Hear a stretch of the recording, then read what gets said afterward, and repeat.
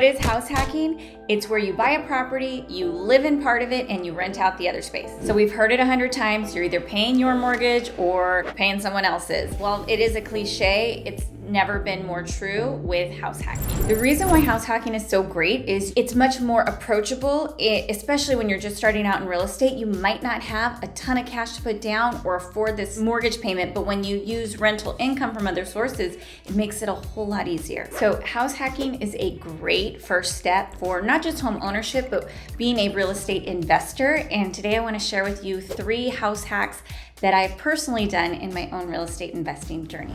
Now, my first experience with house hacking was in 2004, and it was really just I wanted to get out of my mama's house. So I purchased a single family home. It was a 3-bedroom, 1 bath, and at that time you could go 0 down, but I couldn't afford the mortgage payments. So I found 2 roommates, one of them on Craigslist, and she ended up being a very dear friend. Hi, Yvette. Bought that property, rented out the 2 rooms, and my portion of the mortgage at that time, I want to say was like $1,000 a month, which was much more approachable and was getting the tax deduction and the appreciation. So it was just a really great first step that led to other real estate moves. Some of the benefits for single family. First one is going to be minimum down payment or less down versus buying a duplex or let's say a 3 or 4 unit property. The second reason is the financing is going to be more attractive. Interest rates are generally less on owner occupied single family than they're going to be on a multifamily. The third reason is if you ever want to do short-term rental like Airbnb, you'll find that the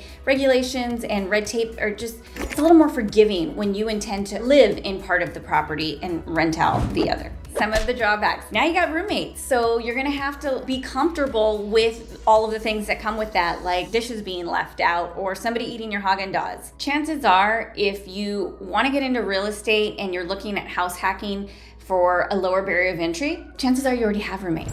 Second house hack, 2012, I bought a duplex. I lived in the front house and rented out the back. So some of the pros. In my case, I got an FHA loan and put just 3.5% down, which really helped me after the housing crash and I was rebuilding. Because it's owner-occupied financing, I was able to get the lowest interest rates. Also use the rental income on that secondary unit to help me qualify, which was a plus. I needed it at the time. Also, with that second unit, you can decide maybe to have a long-term tenant or short-term tenant like Airbnb and VRBO, which can oftentimes get better cash flow. So another benefit is, for instance, in my case, I eventually moved out and rented both units and still had really good owner-occupied financing in place for the time when I did live there. And then you can do it again and again and again. So some of the cons are multifamily is usually more expensive than a single family.